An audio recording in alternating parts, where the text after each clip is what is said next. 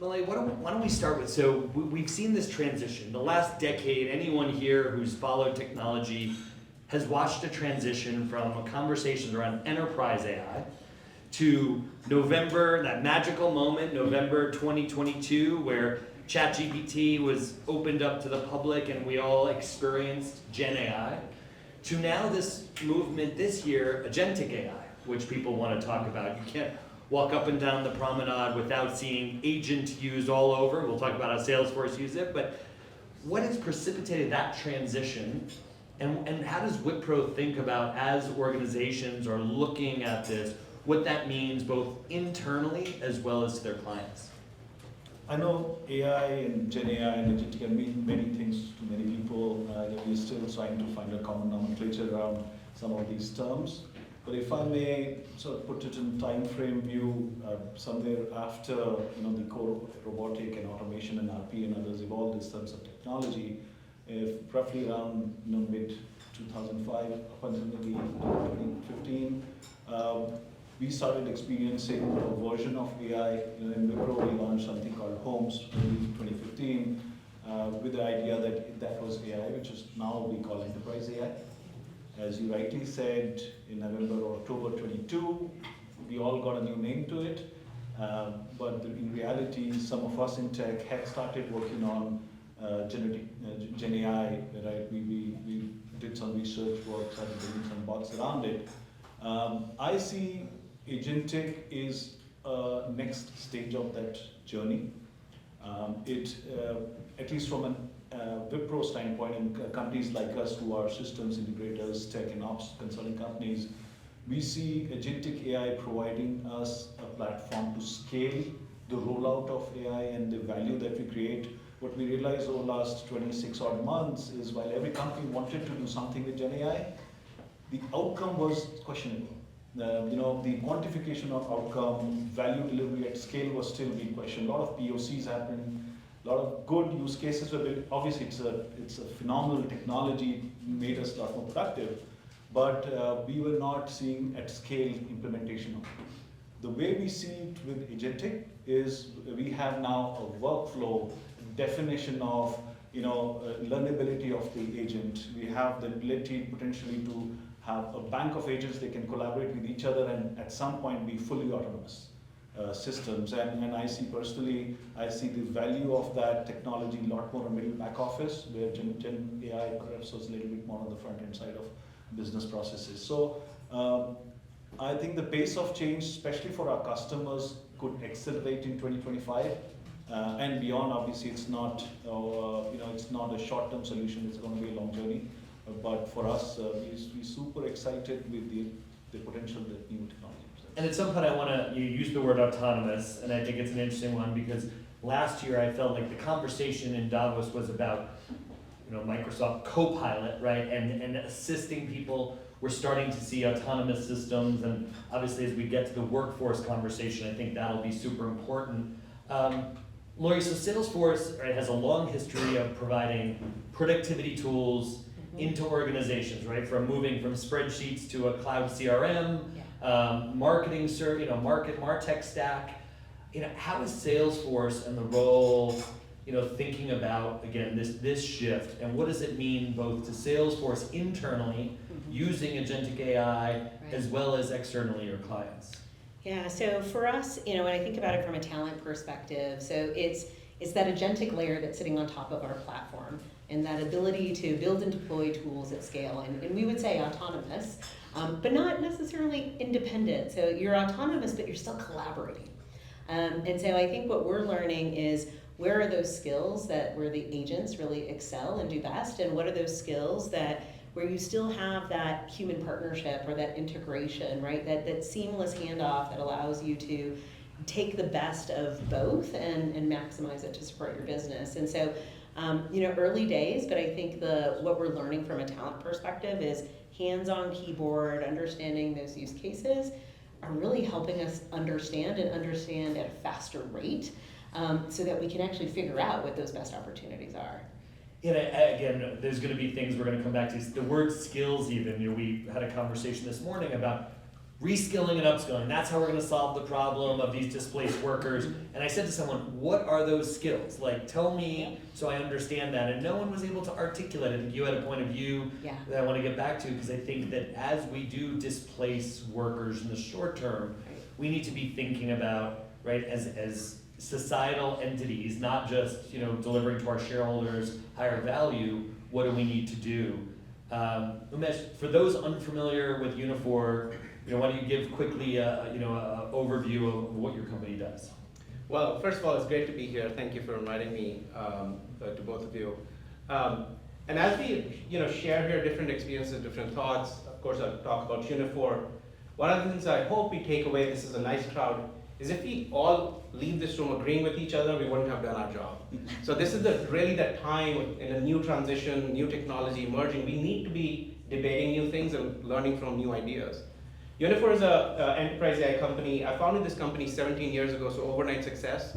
And I promise everyone, conversational AI in the year 2008 was nowhere close to what it is today. There was no LLM, there was no ChatGPT. Matter of fact, when me and my co-founder started developing this technology, the AI models were such that getting one English word to be recognized by a speech-to-text algorithm was about 7 weeks of effort before we could deliver it to a customer. All the way from that point to today, where Unifor is an end-to-end enterprise AI platform. We work with about 2,000 large enterprises in the world, private unicorn, about 250 million in ARR, growing pretty fast. So what does an end-to-end enterprise AI platform mean? It means that we think of AI in the enterprise as a 4-layer cake, all right? That's how we think. It's not edible, I promise you can't eat it, but it's a 4-layer cake. The bottommost layer of this cake is the data layer, where each enterprise is beginning to think about the core intellectual property they have. What will differentiate one retailer from the other, one pharma from the other, is how well they manage their data, and then use the data in the next layer, which is what's called the knowledge layer. So now you take your data, structured or unstructured, images, PDFs, what have you, and put it through an AI system, it's called RAG, Retrieval Augmented Generation. And basically you're converting your data in a form where you can now ask questions. Why did I lose sale to that competitor last month? Why did our HR compensation not keep up with the market, etc.? You can start asking questions. So that's extracting knowledge from your data. That's the second layer. Once you do this, you can now pick your favorite LLM out there in the market. Open source, proprietary, OpenAI, Gemini, Meta, Llama, all those options. You pick what's your favorite, large model, medium model, and you point it to this knowledge, your company's knowledge. And now these models very quickly are becoming your enterprise's own version of this LLM, right? So what our biggest companies started to do, they've said, look, it's going to be a fool's errand to try and manage these big models. So we're going to make them tiny and leap. We're going to teach them each function. We're going to teach them recruiting. We're going to teach them, if I'm a telecom company, billing. If I'm a financial CFO, we'll teach it FP&A. So functionally oriented SLMs, small language models, trained on the company's data. So that layer, the next layer, is the model layer. You have a plethora of these SLMs, and they all have to be managed and traffic managed. And the final layer on top, which feeds from the company's data to the knowledge to the model, the final layer is where rubber hits the road. That's where real ROI is coming up, and that's the agentic layer. This is like the new app layer, right? Yeah. And Salesforce has led the way in showing us what was a SaaS application just a couple of years ago, is now an intelligent decision-making layer, which is called an agent, right? But it's trained on the company's data. Yeah. That's right. So I think in that, when we think about, we talked about that move from proof of concept, MVP to scale. Two of the things I think that Umesh mentioned, one was data and one was ROI, right? So obviously companies made some investments into these POCs and maybe weren't data ready, didn't realize how hard it is to get their data out of their sort of different systems, if they needed to structure it. They also didn't probably realize what that long-term investment was, the total cost of ownership of building their own systems and models. What have you seen organizationally as some of that sort of hesitance in scaling AI What have the problems been? Has it been a people problem? Has it been a data problem? Has it been an investment problem? All three of them, I guess. Most organizations jumped into Gen AI, I guess, in 22, thinking that's a silver bullet. Board members are asking, hey, CTO, CIO, what are you doing about it? So they rushed into answers. But as Umesh said, the key was, if you don't have team data, you don't have a good outcome. I guess, so that clearly it was about organizing your data, appreciating that it is true oil and it can give you value in long term, and it is proprietary that you should keep it within your four walls. Second was people. I guess it is not only a tech transformation, it's a people organization change transformation, and many companies realize that after a few attempts on the POCs to say, I have a good tool, but I don't have people using it, or there isn't learning involved in it, and there's different skills involved in that. So it is about learning development, training, and various other opportunities around it. And lastly, you need to change your business from an OCM standpoint. You need to change your processes. It's not a tech tool to business. It's businesses need to bring in a new automation or AI or agent to help them run their business better, faster. So it was a process change, and for us it was about advising companies where we operate to help them understand that they have to have this classic triangle managed well in order to get the best ROI out of an initiative like this. So, Lori, obviously the people part it is important, is teaching people to operate differently in time, and this is both inside and externally, right? So it's your own employees, how they engage with the systems, as well as potentially teaching and guiding your customers in how to interface differently. Talk a little about, from a perspective of Salesforce, how you're taking your employees along and your customers along on that journey to really embracing and utilizing it. Because to Malay's point, if you build a system that no one's using internally, you're never going to get the budget to scale it. So how do you think about teaching an organization? How many employees at Salesforce? 70,000. How do you take 70,000 people across all different functions to start to learn and embrace it? Yeah, well, I think there's a couple of different things. I couldn't agree with you more. As the products evolve, as they get better, the talent needs to evolve with it, right? I think that's something with this shift that there isn't that option. I think it has to happen because those ways of working are just going to get better as we work together. So I think, we think about it in a couple of different ways. It's a tops down and a bottoms up. So some of it, to your exact point, is what is that business strategy? Where do you actually need to deploy? So if I use the use case, I'm a manager looking at how I'm going to distribute my work, and I'd say, okay, I can extend my capacity through agents. Okay, then there's some specialized, maybe some white glove service I want to provide through these trusted relationships with the sales leaders that are partnering with that customer. And then there's just continued evolvement of the platform, of the data that just keeps getting better. And so if I'm a great leader, I'm going to look across this and say, what are the skills my agents are going to provide? What are the things that are, again, specialized to the teams that I have? And then where is my technology continuing to evolve? And the best leaders are going to be able to scale and think about efficiency in the way they distribute that work, because all of those different areas have different skills. I'll do it in quotes, because it's almost not skills like we've talked about skills traditionally. It's going to take different skills. So we talk about at a very individual level. So tops down is looking at it that way, kind of the macro. How do you do your workforce planning? How do you think about your investments in your teams and the skills you need to fill the gaps? But then at an individual employee level, what are the skills I have today? How do I future-proof my own career? How do I understand what my paths might be based on the technology? And then where do I actually need to figure out what those career pathways are? And I think what we're trying to do is blend the both. How do we bring it together and say, how do we redesign the work in such a way that we understand through technology?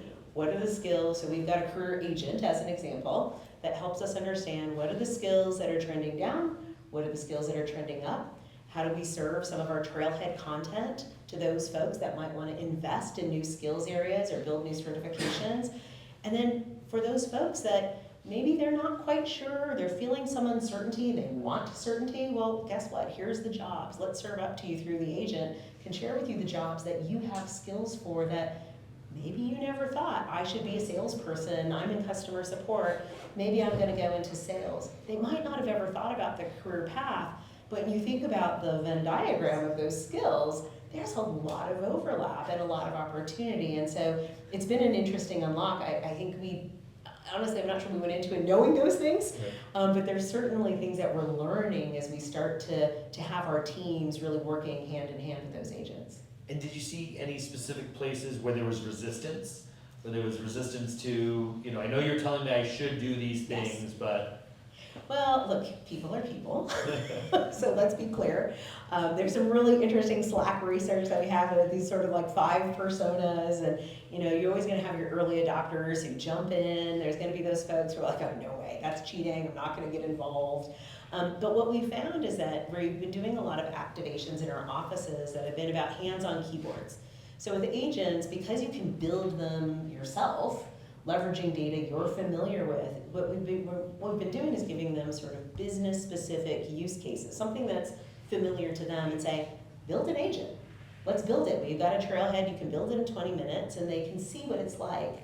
And what we found is it's sort of like the pennies start dropping with the ideas of, okay, I can actually see where this works.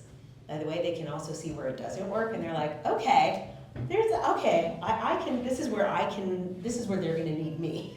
This is where, the tool is amazing, I can't do that, but wow, I can be more efficient over here. And so what we really found turned the corner for some of that resistance. And again, I think we'll continue to have it, that's just human nature. But I think how we're combating that is really hands-on keyboards, people practicing, really thinking about business relevant use cases that are familiar to them.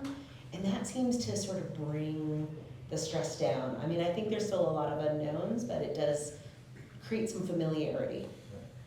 Umesh, one of the things we talked about, I asked you the question of across your 2,000 customers, where are you seeing either by industry vertical or B2B versus B2C, where are you seeing the most scale and adoption?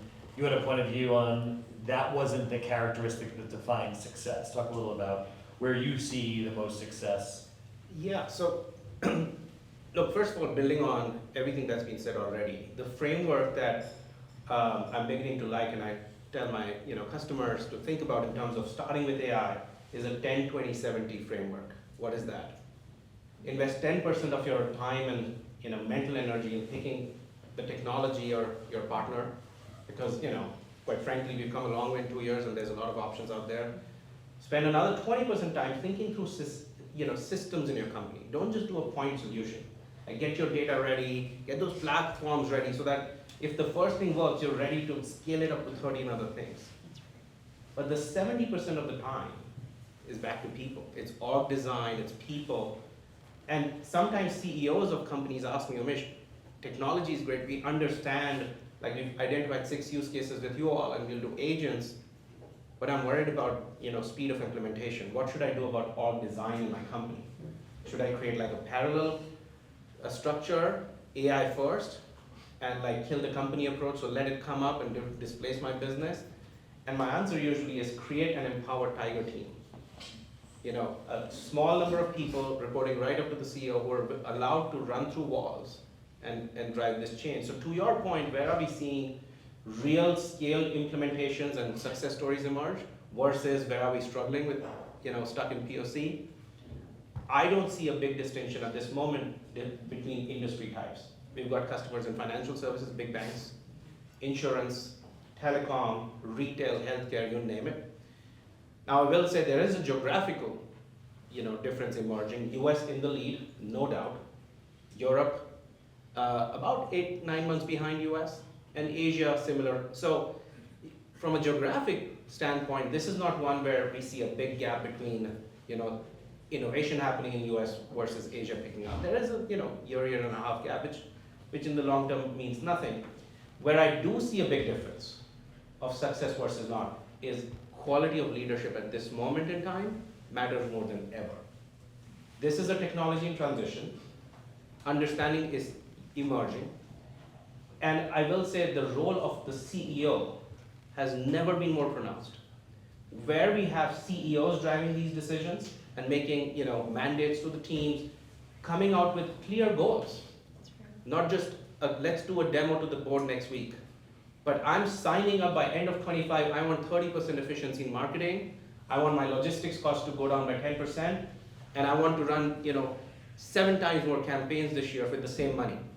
Those are goals defined, now go make it happen, right? So wherever we are seeing CEOs make this decision and get deeply involved, choosing the partner, picking the platform, really beginning to understand the nuance, because those smart CEOs know this is going to be the future of their business, right? And that's the key.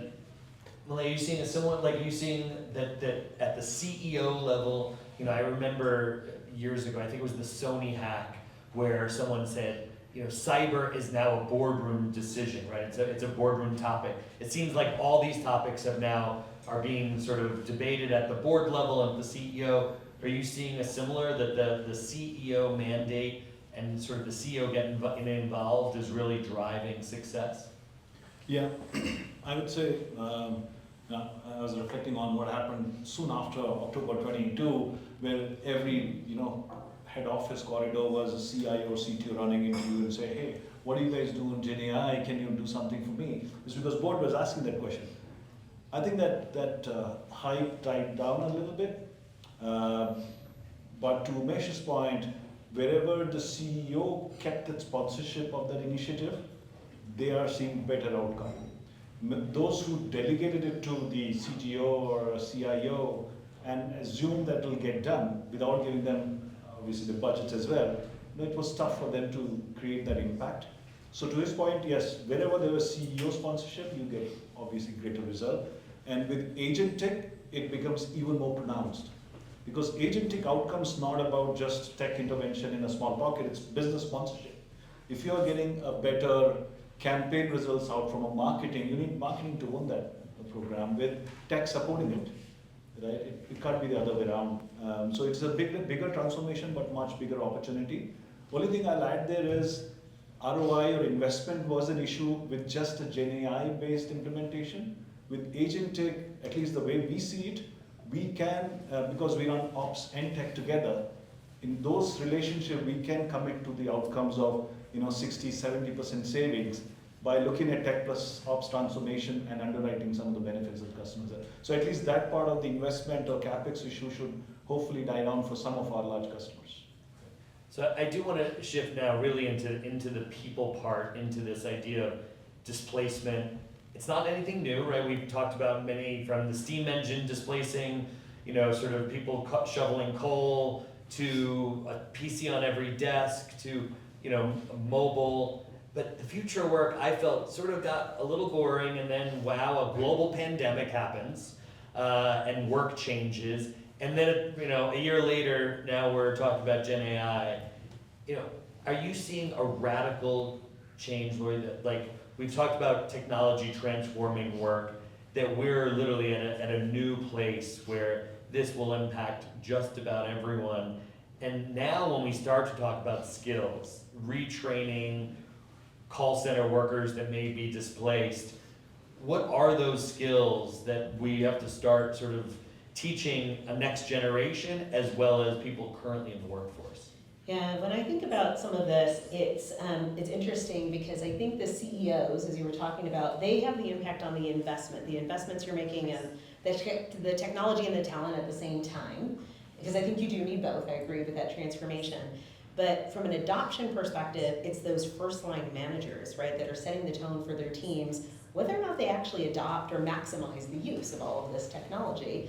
And what, and how much autonomy people get to build those skills or change those skills. And so what I would say right now, agility and actually understanding how is the job actually changing and evolving based on the technology or based on the skills of the agentic layer that you've implemented. Because I think for some areas, we've got our help.salesforce.com. And so we're learning a lot right now about, again, where do customers really taking advantage of the skill sets of the agentic layer and the tools that are available, and then where do they really need a different level or a different kind of engagement with the teams that have been supporting them for a long time, or the trust that's been built with those teams, and how do they work in tandem so that actually at the end of the day, the customer is getting the best result by leveraging the best skills from the agentic layer and the best skills that the teams have to offer.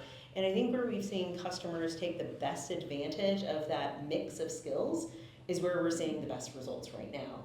And again, I think it's early days, we're all evolving and learning, and I think from a skills perspective, having that flexibility and agility, and really understanding that, I guess as an organization, what are those transfer of skills? I was talking earlier about your example of customer support. Well, customer support folks have technical skills, they know your customers, they know your products, and so we're working with those folks to say, okay, you might actually be great in the account executive space. You already know our systems, you can get great benefit back to cost. You can say, why am I gonna go get someone that I'm gonna hire off the street that doesn't know my products as well, may or may not know my technology, and definitely doesn't know how things get done in the company? Well, if I can take someone who knows all those things, and maybe, I'm not scaling an apple to an orange, I'm, scaling a navel orange to a mandarin orange, right? And so it's this nuance, but they have a running start. And so it's a faster Because there's a real ramp. cost to hiring from the outside and training. Absolutely, ramp time, skilling, and if you're talking about displacement, you're also talking about severance cost. And so if you take all of those things and say, well, actually, no, I can take you through, by the way, the boot camps that already exist for these other programs. We're already starting to see this great success, and there's amazing familiarity because these folks know your customers. And so that's been a really great use case. Others are, again, out into technology areas, whether it's developers or your internal technology teams, or again, your solution engineers. There's this core product knowledge that we found is really transferable.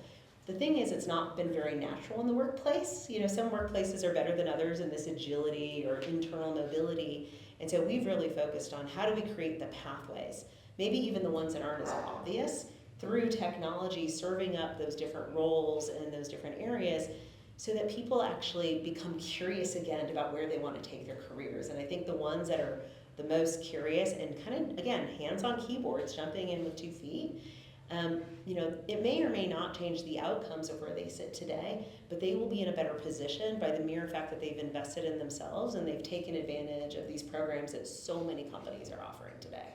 So much job creation, right? So obviously there's companies like yours that are thriving and hiring. So bringing new people, obviously all the companies in the Gen AI, Agentic AI space. At the same time, your customers are potentially replacing workers, or as there's natural attrition, not hiring as much. Where are you seeing the opportunity for job creation? We could all talk about that. New jobs will be created by this technology. We've been saying that about every technology. But where do you see, real jobs, being created potentially for displaced workers? Well, I think this is a topic that's very close to my heart. Matter of fact, just a few hours ago, I'd written a blog that World Economic Forum has published about how do managers and companies need to navigate this environment with the impact of AI. And fundamentally, choice amongst every business leader and government leader with AI and agentic AI is the following. With AI, do you want to do same with much less? Or do you want to do a lot more with same? I think that's a very fundamental question. And as I have been thinking a lot about this topic, I think in the balance, as a society, as economies, it's going to be about let's do a lot more with same. And we don't have to look too far. On my right, Salesforce has come out and announced they're growing gangbusters, but they won't be increasing their headcount as they have in the past. And this is the impact of AI that it's going to have on companies and countries. So where does that lead all of us? Which means that we are going to see an age of abundance. An age of abundance for companies, free cash flows are going to go up, EBITDA margins are going to go up.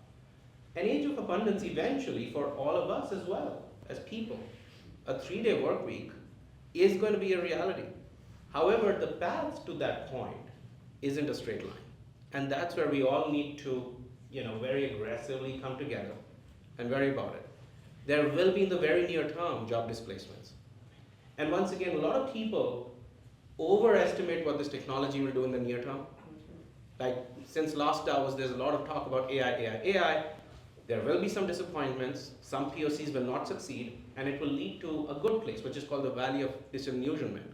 It's actually a good thing, because realism will set in. But then most people will make the mistake of underestimating what happens after that. I bet you by the time we meet here next year, we would have a proliferation of AI agents in several different companies, and call center workers or sales workers or marketing workers, people who work in agencies that generate content, all those jobs are going to get displaced at a very fast pace in the medium term. All right? And so, are there jobs going to be created? Absolutely. If you think about, you run an agency that generates marketing content and you get $10,000 paid for one project you do per company. Now for that $10,000, using LLMs or Gen AIs or Agentics, your agency should be doing a lot more for your clients. And that's the reskilling that's needed at an entrepreneurial level, at a skill set level. All these AI companies, LLM companies, chip companies, AI agent companies, they will be adding headcount, net new, but they will need new types of headcount. Prompt engineering, we've spoken about this skill for a while. There still aren't enough prompt engineering people trained in the world. These models will have to be trained on images and voice and languages and documents for each industry, for each company. And all those new skills are going to be net new producers of jobs. But the worry we all must have is that in the very near term, there's going to be a period where some companies are start to either reduce headcount or not as much as they have been in the past. Meanwhile, some other companies will be in dire need for new skills. And there's going to be this mismatch in the marketplace. All right? And that's happening because we overestimate what happens in the near term and radically underestimate what this will do in the medium term. So a lot of this relies on the responsibility of business. Obviously, we could talk about the regulation and government and their role, but we probably won't do that today. But you know, it is responsibility of business. Wipro has a long history of, obviously, with the foundation, building mission and purpose into its core, about serving people. You know, talk a little about, as a company, thinking about that, right? Because you know, in a world where shareholder value is king, we could deliver it just to our shareholders and create higher returns versus reinvesting that in our employees. But talk about the responsibility of a company and all these things we're talking about. It is a shift. A 3-day work week sounds great, but does that mean the company wants to pay you, you know, 3/5 of what they once paid you? You know, so how do you think about the responsibility of the company to do these things, to help with the skills mismatch, to bring them up level, knowing that they may leave then and go to a different company? But how do you think that as the responsibility of business? Well, a quick refresher, right? 70% of our profits go for social good. So I guess purpose is so crucial for us as an organization. I'm sure there are many more like us. So you know, responsibility towards our 250,000 colleagues globally is very core to what. But there's also a belief that every new tech disruption creates new opportunities, new jobs. I think key is to reskill and having that mindset to learn, providing our workforce tools to tools to learn. I mean, we were, whilst waiting for the panel to start, both of us found that our kids are same age, they're right, similar backgrounds. And when I was pushing my son to get into computing, right, I thought it was the best thing to do. But my elder son, who passed a couple of years earlier, like hers, did math, and he thinks he's in a better place now, right? Rather than guy who's learning coding. But I'm sure if these kids who come into the workforce now have the ability to learn and understand, we will. And I have a very personal view and explanation to it. When I started, C++, linear programming was the best thing in the world. But by the time I was gaining some experience, it was Java, so totally disrupted. And we thought C++ guys would not have a career. 5 years later, we needed 2 times more C++ engineers than we needed when I started. So I have no doubt that as the society gets more productive, we will need more workforce to do it. We may have some displacement, as others are saying, but it's about how we pivot our workforce. So mindset is critical from my standpoint. And as a society or as an organization, it's our responsibility to make sure that we do what is right for long-term good for the communities we operate. I think the other interesting thing, just to build on what you just said, is how many of us have had an actual linear career? There are very few careers that actually go in one straight line. And so it's funny, we're talking about reskilling. It's like, oh my goodness, we've all been reskilling our whole careers. And so it's sort of an interesting, like, how do we normalize it in a way, take it out of the sort of context we're in today, and just, you know, if you talk to people about what is your career mosaic, what have been the things that have, you know, lined up your career, the relationships you've had, the technologies you've learned. I mean, you just gave a great example. And when you start to humanize it like that through real experiences, I also think it gets a little less scary. It's still real, very real, all the examples you just gave, but I think sometimes we also, like humans, we make it very dramatic. Sometimes it's actually just the things we've been doing for a very long time. We just have to figure out how we connect those dots, Right. so that, you know, we don't lose sight, right, and get so lost in the I narrative. guess the question is, you know, sitting in a room like this, we're in Davos, you know, it's an amazing group of people.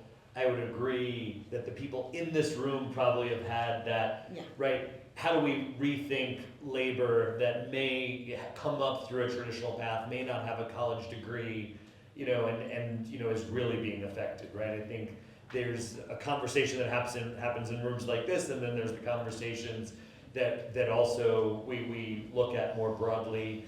But I am an optimist. I think most of us here probably are. So I do want to leave on a high note and ask each of you to sort of give, sort of in closing, what are you optimistic about? What are you excited? What do you see?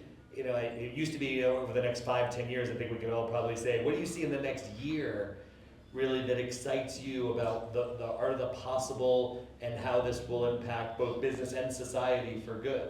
I'm going to end with you, so we'll start with Umesh. Well, I'm an optimist, otherwise I won't be an entrepreneur for 17 years. By definition, I see glass half full all the time. So, you know, I'm a true believer in this concept of we are truly entering an age of abundance. There are two major things occurring in the world this week which are going to be pivotal on what happens in the year 2025. One is this, a World Economic Forum, Davos, all of us here, all the conversations, the decisions, the policy shaping that happens here. And the second happened yesterday in America. A new government is in the seat, lots of policy changes are going to occur, and they're all going to have pivotal impact on the pace of innovation, pace of AI, and so on and so forth. So I'm going to go out on a limb and say, when we meet here next year, what should we be talking about, or what would we be talking about? When we come back here in 2026 in Davos, it is my firm belief that we will be starting to talk about how these agents, AI agents, have started to deliver dramatically more with same. For companies, for departments, for managers, countries, and individuals. And I think, like I said, along the way, will we have some bumps? Will we have some learnings? Will we have some diving catches here or there? Absolutely. And this is where all of our role, the media's role to be vigilant and keep us honest, enterprise, individuals, entrepreneurs, all of us have a role, because this is truly in our lifetime that, you know, society shaping event, and this technology is that powerful and it's moving that fast that we can't be asleep at the wheel. But we will have a great 2026 Davos conversation about that. Great. I love that. So I'm also an optimist. I don't know, you might have a panel of optimists here. We'll see if you're going to stick with it too. But I guess I'm very bullish. You know, one of the things I'm very excited about is so much of this, by the way, none of us know how to do. We're all sort of bumbling our way, trying to figure it out. And to me, that opens the door to fair access. And so I'm not sure, we were just talking about our son's college degrees. I'm not sure the college degree is going to tell them how to be a better prompt engineer, Yep. or even how to best work or manage agents in teams together. And so does that start to create this opportunity for greater access where people can lean into some of the certifications and some of the free access that companies are providing today, because we are all in this great need for all of us to learn, and so many of our companies are creating this openness. And so how do we help people understand that there's choice? This doesn't have to be deterministic. It actually can be a choice of where you want to go and how much you want to activate and lean into this work. And so my prediction is, or what I'm going to be really focused on is, how do we help people understand the opportunity in front of them? Let's not let the door close. Let's actually push the door wide open. and really lock arms to really drive that adoption, get more hands-on experiences so that people can really see the opportunity in front of them, and they really jump in with 2 feet instead of jumping back 10 feet. So that's what I hope we're talking about next year. Great. Can you take us out? I'd say cautiously optimist. The cautious part is because we didn't talk enough about it, is the the responsible AI part of it, the trust and safety and governance aspect of it. Very good point. Right? Folks who rush into it without understanding that there could be other implications of that technology will have challenges more than the others. So that guardrail is so critical. I think by the time we get here again in a year's time, we would have better appreciation of some of those frameworks. Yeah. We would have implemented in many. I do think that has to be done before we take the leap, head first. So in crawl, walk, run, if we were crawling for, before 22, we are walking, we are starting to run now with this technology. I think, as Umesh said, by this time next year, there will be many more startups with verticalized agents who are solving very specific industry problems. The opportunity for us in the enterprises will be how do we embed in our environment, making sure that we are creating a safe and sound environment for the customers of ours. Great. Well, we'll look forward to reconvening next year, seeing where we stand. I think to your point, there's a lot of learnings. I mean, the ethical, responsible AI question has been on the minds of people for a decade. We'll see now where it falls. Obviously, America and the EU have taken different approaches. We'll see under the new administration also the approach that it takes. But again, I think we could all see that we'll hopefully benefit from this. Want to thank everyone for joining us. Thanks to the great panelists. Thank you to Wipro, to Malay, to Laura, to Nicole, to Francesca, and everyone for helping put this together. We're going to break. Please join us for some wine. Get to meet the panelists out front, and thank you again.